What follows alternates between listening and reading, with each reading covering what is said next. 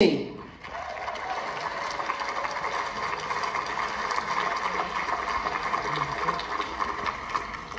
welcome, this guy is a legend, director and producer, Frank Marshall.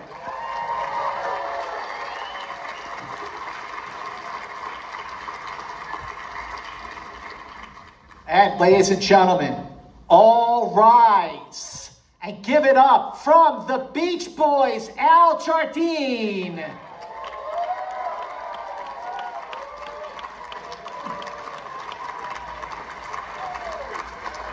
Thank you very much.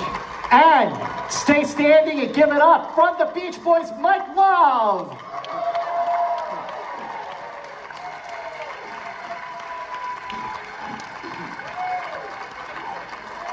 Wow, right? Well, just take your time. Here you go, Mike. Okay, so first I want to start with you guys. Thom, really... Are we sitting down? We are sitting down. That's what the chairs are for, Frank. So I want to start with, after 62 years after Surfing Safari, why was now the time to do a fresh take on the Beach Boys, on their legacy and their impact? Thom? Well, I think, now's the time, because I found in the process with this film especially that this music is timeless and it welcomes a new generation. And with this film and collaborating with this team and Frank, this opportunity to dig deep in the vaults and give music and images of the band. And it's an amazing moment because we're able to touch the fans and tap into a new audience. The amazing thing about the film is that even for someone who knows a lot about the Beach Boys and has read so much and seen so much, how fresh it is. So Frank, I would love to hear what informed your approach with how you were going to frame this film. Well, I grew up in a musical family just about 20 miles south of Hawthorne in Newport Beach, and thanks, Mom. And I grew up on their music, but I didn't grow up on their music to begin with. I was a surfer, I played guitar, I was in a band, but all the surfing music was instrumental. And then it was a very small, narrow thing with the Ventures and Dick Dale and the Deltones. And then along came these guys with lyrics and incredible harmonies. I mean, I couldn't believe the harmonies. And I've been a Beach Boys fan since then. And I kind of wanted to find out why their band worked and mine didn't. Well, Al, when I was watching the film, and Mike, I was struck by how profound and poignant your discussions were about the history of the group and your place in that history. But when you were doing this conversation, Al, when you were talking about your time with the group, what were some of the fresh memories that came back to the fore, things you haven't thought about in a long, long time that you got to talk about for the making of this film? Well, I'm going to pretend I understood what you just asked. But my fondest memories in the film, is that what you're saying? Yeah, we're actually, thanks to Frank putting it in the film, was the day that we decided that we needed to play some instruments, because none of us really played anything. We were good songwriters, came up with an idea. Dennis Wilson came up with the idea for a song about surfing, but we didn't have any way to express that other than a cappella with Brian around the piano. So I said, guys, we can audition for my mother. Perhaps she might finance our instruments for us. And so Mike and the guys and I went over to the house. We sat on, didn't have enough furniture in the house for all of us, so we all sat around on the floor, sang Their Hearts Were Full of Spring, and a little song called Surfin'. And she says, boys, I love your music, and I'll give you the money for your instruments, and the rest is history. Thanks, Mom. Oh, by the way, it's her birthday today. Oh, happy birthday. Thanks, Virginia. Mike, here we are in 2024. The Beach Boys are as popular, if not more popular than they ever were. What is it about the music of the Beach Boys that it's not just still relevant, but it still continues to inspire new generations of music lovers? Well, I think it's the fact that there's a lot of love in those harmonies. Yeah. Our group started as a family. I grew up in a home with a grand piano, an organ, and a harp. My mom would wake us up to go to school to opera music, and that was rough. But anyway,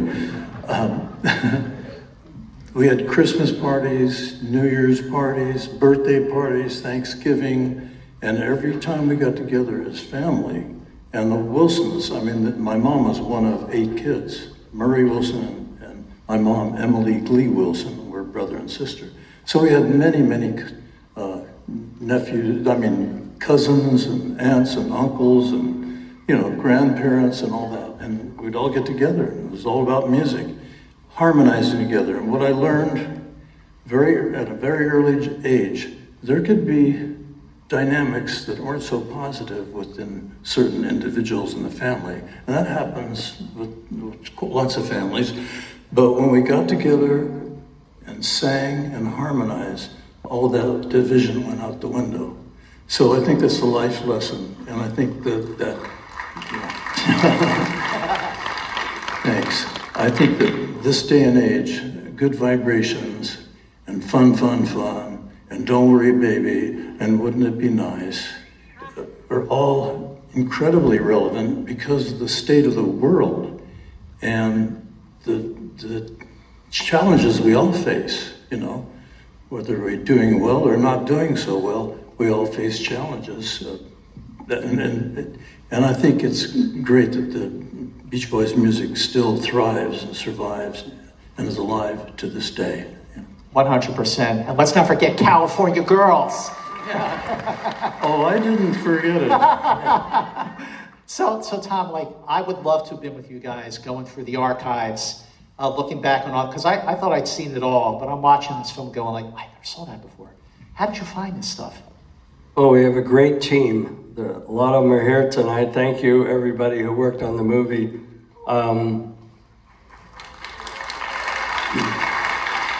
Yeah, it's like a little treasure hunt, documentary filmmaking. When you go into the archives, you open that chest and you hope you find a gold doubloon. But what was really special on this one was we had all the families were looking in their closets and under the bed, and they found some shoeboxes with 8mm home movies that was like gold. And those are the little nuggets you're going to see tonight that have never been seen before. What about you, Thom? What blew you away? What totally knocked your socks off when you saw some of the footage that you were going to include here tonight? I think some of the early Super 8 footage of Dennis as a surfer, and what really blew me away was spending time with Iconic and going through the vaults early in the project and just seeing the vast amount of material that was there. Yeah, I think the early stuff, you really see the fun,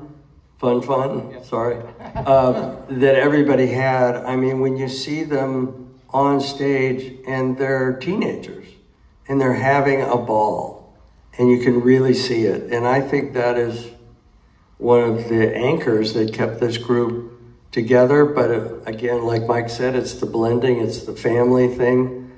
But their music makes you happy. Absolutely. And that's what you see.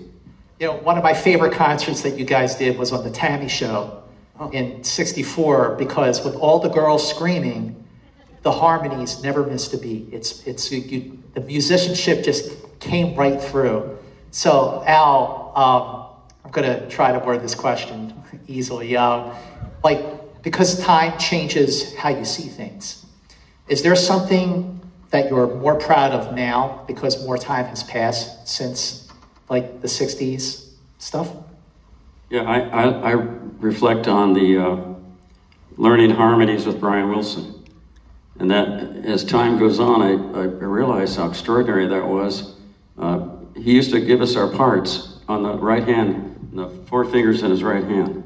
And we had to memorize these wonderful parts. So we just took it for granted that this was now as normal. And we were learning songs that were so complex. My favorite was that song by the four freshmen called Their Hearts Were Full of Spring. I mentioned that earlier. But then it just kept going and going like a wave. we just kept learning more and more as we went along. But it was, Brian never stopped creating these wonderful images for us. And it was such a joy to sing, and then to repeat singing it over all these years, to be able to continue to sing the same harmonies again. It's always rewarding, yeah. So during, absolutely give it up for Jardine, everybody. So throughout the catalog of the Beach Boys, like I really love Wild Honey, 2020, Holland, Surf's Up. But my introduction to the Beach Boys, because I was born in '68, came with Endless Summer, which you talk about here. So Mike, just when that album came out, like what was that like? Because by that point, a whole new generation had discovered the Beach Boys, just like they're discovering them now. Well, you were 8 years old when it came out, right? Right. That's amazing. Yeah. Well, yeah, Endless Summer, its 50-year anniversary is this year, and we titled our tour "Endless Summer Gold," and we do so many of those songs on that album in our concerts. And what Al was talking about is the harmonies, the four freshman harmonies. The Warmth of the Sun, the similar harmonies were on The Warmth of the Sun in 1963 in November. We wrote this, Brian and I went over to his house and we wrote this song that night, and I came up with the words, he did the melody, and we worked on the harmonies. We got everybody together on January 1, but the extraordinary thing about that song is that in the wee hours of the morning when we finished the song, we went to bed, and in the morning we were awakened to the news that President Kennedy had been taken to the hospital in Dallas. And needless to say, when we did record that song on January 1, 1964, it was surcharged with this tremendous amount of emotion in addition to harmony. And so it's amazing to know that song was created in the wee hours of the morning before that event. And we didn't change the words or anything. It was about losing, you were in love, but the other person didn't feel the same way anymore, so it never happened. But you have the memory of having had that euphoria so, but it's, how do you not sing something with charge of emotion and love and stuff when something like that happens? So we took our life experiences, whether it was going to the beach or driving a hot car, like Dennis had a 409, right? Yep. And we took a tape recorder out with an extension cord to the curb, and he burned rubber down the street in Hawthorne, California, much to the chagrin of the neighbors. But that's on the recording. Yeah, sure. So it was a lot of, in advertising they call it heightened reality. So we took what we loved and beautiful environment of California, and with the beautiful girls too, like you mentioned. And, well, that 409, she's so fine. My 409, yeah, well, so that Frank, was about a car. When I first moved out here in 1991, I said to my friend, take me to Paradise Cove. Oh. But swear to God, he didn't know why, I knew why. So what did it mean for you to film there? Well, my dream, as I got to know the guys, was how do I end the film? And I thought the fitting way to be getting them all back together again. And where would that be? And of course, Paradise Cove is where the very first album cover was shot. And I thought, that's a good idea. Let's see if we can pull that off. And sure enough, as I say, a dream come true. My good friend, Jimmy Buffett and I used to have cheeseburgers down on the beach there at Paradise Cove. And we used to talk about the Beach Boys, and there's a sign that says, this marks the spot. and it has a picture of that first album with the cliffs in the background. And I thought, well, let's see if we can get them together there. And sure enough, in kind of a cosmic closure, 4 days after Jimmy took his last wave, we had a reunion of all of the Beach Boys in that very spot where we used to eat cheeseburgers. It was amazing. Is there something you would like to? And so I thought, since that was a special day and we reunited, and it was a magical day because they laughed and they hugged and they cried and they told stories, they sang, and we got them all back together. Wouldn't it be great to do that tonight? Yeah. So ladies and gentlemen, please give a big round of applause for the guy that started it all, Brian Wilson.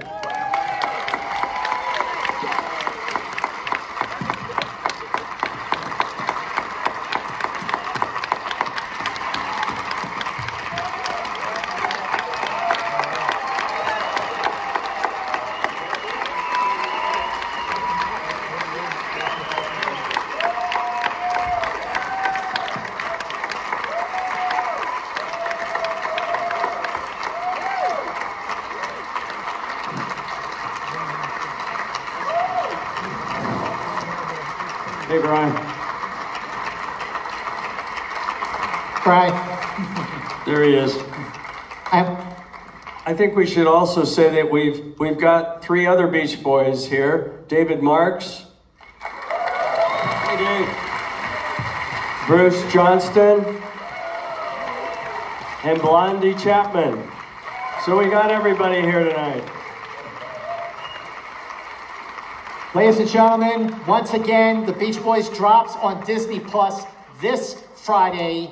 Big thanks to Disney and to IMAX for making tonight's event possible. Enjoy, everyone around the country. Enjoy the Beach Boys, because God only knows what we would be without you.